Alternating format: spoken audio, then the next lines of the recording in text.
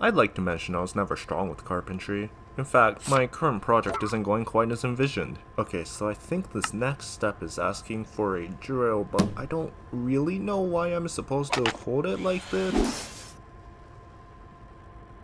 Octarians are curious beings. They are told to be the most advanced, yet they fail to ever achieve their goals and often fall victim to greater forces. Yet, they persist. They didn't escape underground and thrive just so they could give up. But how could you hide away for so long if you can't easily access anything from the surface? Well, the Octarians opted to take over the long abandoned underground domes, which were originally constructed by humans to escape the Great Flood. As you may have guessed, it didn't really work out. Thankfully, they left behind a lot of artifacts to tinker with. Now we can fortify this new stowaway and create unique weapons never before seen on the surface. But these domes had one big issue. They are just too big and numerous to traverse through. If only there was a fast, convenient way to transport troops efficiently. Introducing the kettles. Placed throughout the Octarian provinces, this unique structure will send you straight to wherever you please. With this revolutionary technology, now intruders will have easy access to whichever section of our way. That sounds wrong. Unfortunately for the Octarians, keeping these domes powered isn't very sustainable, but there is quite a few zapfish to, borrow from the surface. I mean, they were just hanging out ripe for picking, so, I mean, who's stopping them?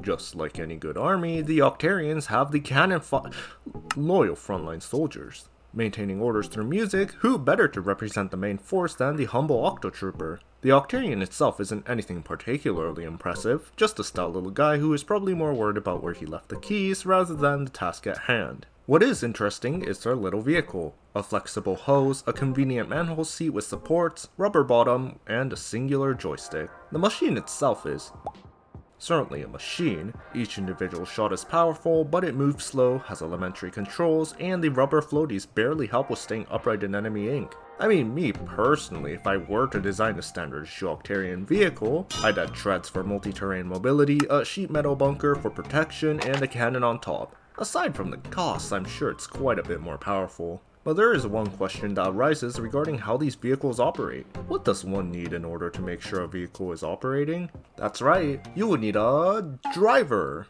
Oh, and a power source as well. S1's Sunken Scroll number 3 points out the hovercraft's clear lack of an engine, labeling such tech as beyond established science. But it's possible things are simpler than such. If we take a look at the concept art for the hovercraft, you can see multiple vehicles have both a fueling port and an exhaust port, which implies the use of something such as gas. But unfortunately for this theory, those details are absent from the final vehicle designs. The easy answer would be that these vehicles are ran using salmonid eggs, a common energy source that we know is obtained by exchanging eggs for Octarian technology. Speaking of which, why did Octo troopers swap to recycling bin covers after moving to Octo Canyon? I don't know, maybe they really wanted to hit home their point of recycling human artifacts. Or Callie thought they looked nicer, seeing how she was likely the one behind redecorating Octo Canyon. Of course, there are multiple versions of the basic hovercraft, such as the blob launchers, which resemble a gumball machine, as well as the spring-loaded octohopper, which happens to use a bass stool for cover. Now, only if they stopped insisting on using cheap materials as a base, they could maybe put up a fight. There are also modifications available. You can slap on a shield, or by attaching a propeller and taking the correct safety measures, you can submerge in ink. You can even have a rapid fire mode by hooking up a gun to an extra button. But how could one possibly operate that if your only available arm is on the joystick? Well, this is where we have to talk about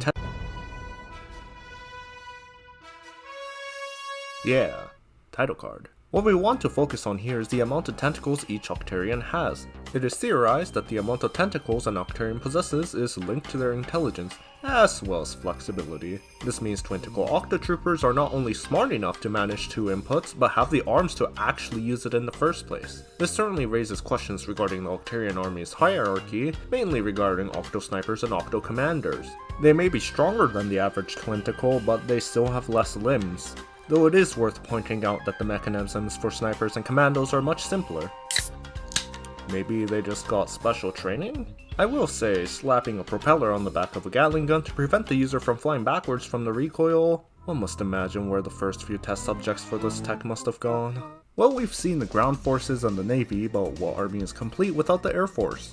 Both Octo Troopers and Octo Bombers use a propeller head that can somehow lift them. We will not be discussing how that makes sense in any way. Typically, these units will either fire normal shots or bombs, but in some cases, we can assume most of their budget went into making these guys fly in the first place because their landing gear consists of ice skates. But what they didn't spare any budget for is the rocket boost technology, which typically are used by specialized air units and certain Twinticle troops. I'll acknowledge the creative liberties they took to have the troops last longer in battle, but was it really worth the budget to make things fly around when you could just make a huge ball to act as armor? Okay, never mind, I don't think these guys deserve a budget. But don't count out the heavy artillery with the humble Octo missiles and the mighty Octo Zeppelin. Their roll, fly in a straight line and explode on impact. What could these poor guys have possibly done to get sentenced to being a living projectile? Look, if the Octarians didn't really have any other options, then I'd understand, but they already have access to homing missiles. But they also attached legs on them so they can remain stationary till needed. The normal octopods are quite fragile, but the oversized octopod, now that big boy can take a beating. There aren't many of them though, I reckon all the budget goes into those running shoes. But something tells me a lot of the Octarians' military budget goes into cleaning. We got ink pistons and washers, silly Roombas that you can commit vehicular manslaughter with, and the Seeking Robot Flutter, which, fun fact, Marina helped work on at age 10. So does anyone go and ask her why they designed tall flutters? We've also got some oddballs in the army, like the Octoball, which is in fact a ball. They can also be assigned the role of the Octodisco, which uses an aerial screw to stay aloft, or the Octostamp, which is described by Agent AS pains with no gains. Yeah, I'd imagine that would hurt.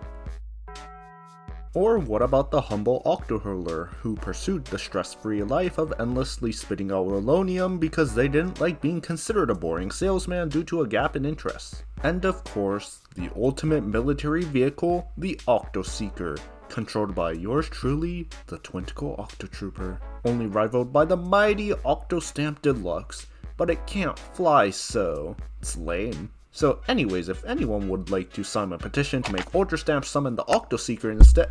Oh yeah, and Tentacook exists too. They have roller skates and go fast.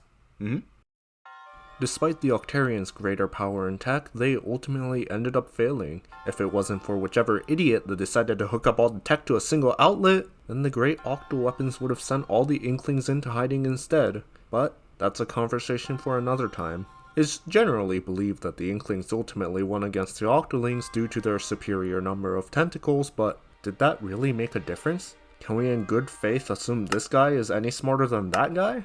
Though I'm sure Octolings are generally smarter than the average Octarian, both Octolings and Inklings only use 4 limbs for anything actually practical.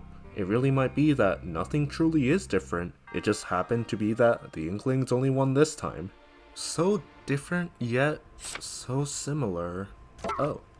Oh, I see why this manual felt so odd. I was reading it upside down. Well, that finally means I get to make progress on my bed wait.